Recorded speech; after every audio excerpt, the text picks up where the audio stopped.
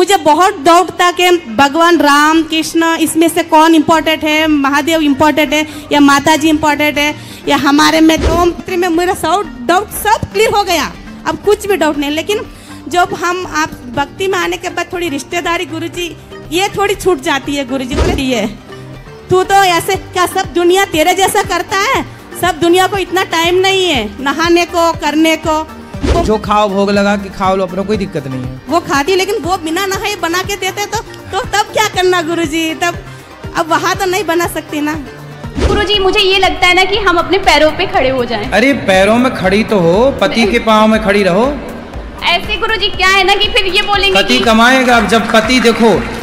राधे राधे प्रिय भक्तों, स्वागत है आपका आज के एक और महत्वपूर्ण वीडियो में। आज के इस वीडियो में हम देखेंगे कि जब एक सुंदर महिला ने महाराज जी की इतनी तारीफ किया कि किसी ने आज तक नहीं किया होगा, और भी महिलाओं ने प्रश्न किया है महाराज जी से। महाराज जी ने भी बड़े प्यार से हर प्रश्न का उत्तर दिया। प्रिय भक्तों, वीडियो काफी महत्वपूर्ण होने वाला है, इसलिए वीडियो को अंत तक जरूर देखना। तो चलिए देखते हैं यह वीडियो। गुरुजी दासिका आपके चरणों में कोटि कोटि नमन गुरुजी। आज आपसे नहीं बोलती तो मेरा पेट फूल के मर जाती गुरुजी। मैं 4 दिन से इंतज़ार कर रही हूँ और 4 साल से मैं आपसे जुड़ी हूँ गुरुजी। जब से कोरोना काल से मैं आपसे जुड़ी हूँ तब से आज तक हमारे घर में ना तो टीवी सीरियल चला है ना फिल्म चला है गुरुजी। इसके पहले मैं हैदराबाद में फिल्म इंडस्ट्री में जाने के लिए बहुत सोचती थी, कुछ भी करने के लिए, लेकिन जब से आपसे सोचा है तो मैंने वो सब छोड़ दिया। अब आपको देख के ऐसा लगा रियल हीरो तो आप ही है, और जो आपसे बड़ा तो आप जैसा गुरु ना तो मैंने कहीं देखा है और ना भूतो ना भविष्य गुरुजी।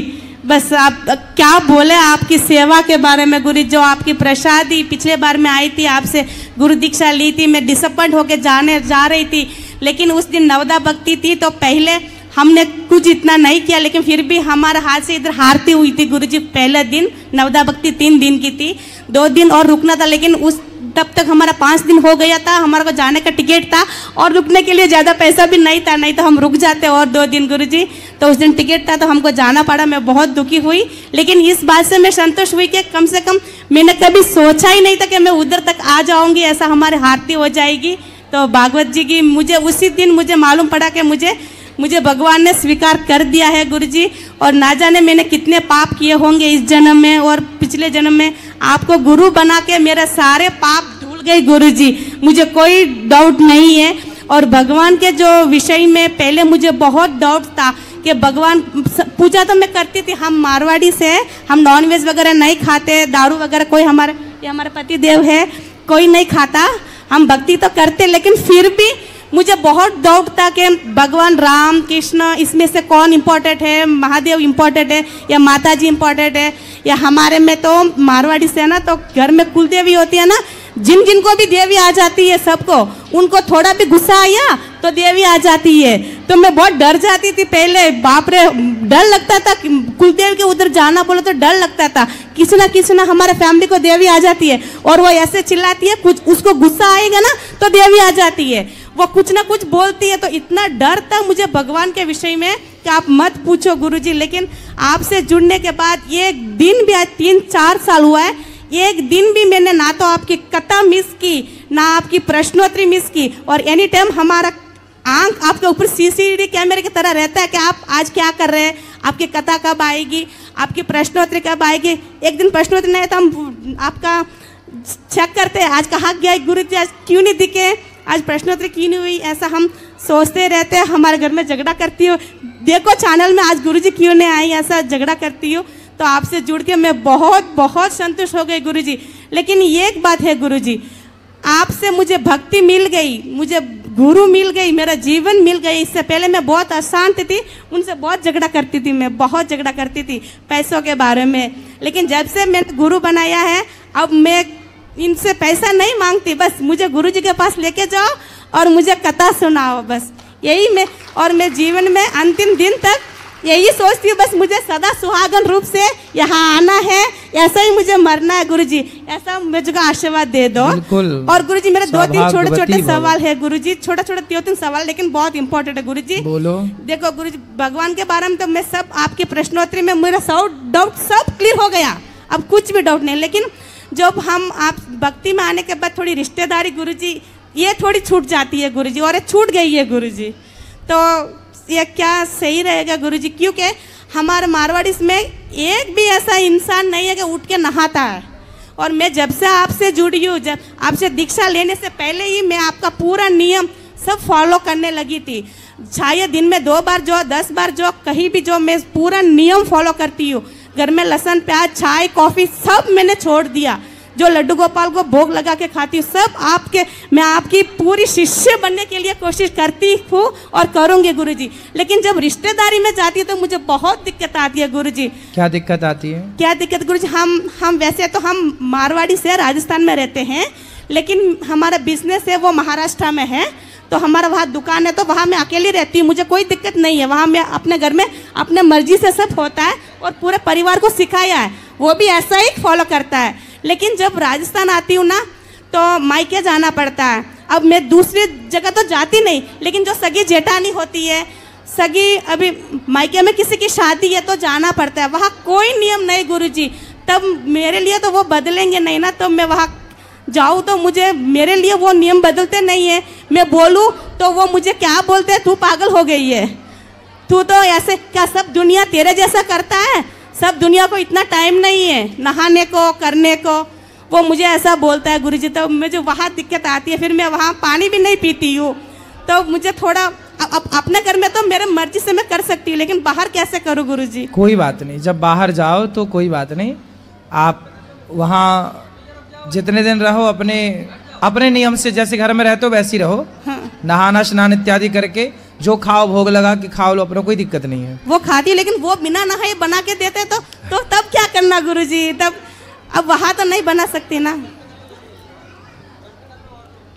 चलिए रिश्तेदारी है, उनको भी समझाओ कि भाई नहा के बनाए, वरना फल फूल ही।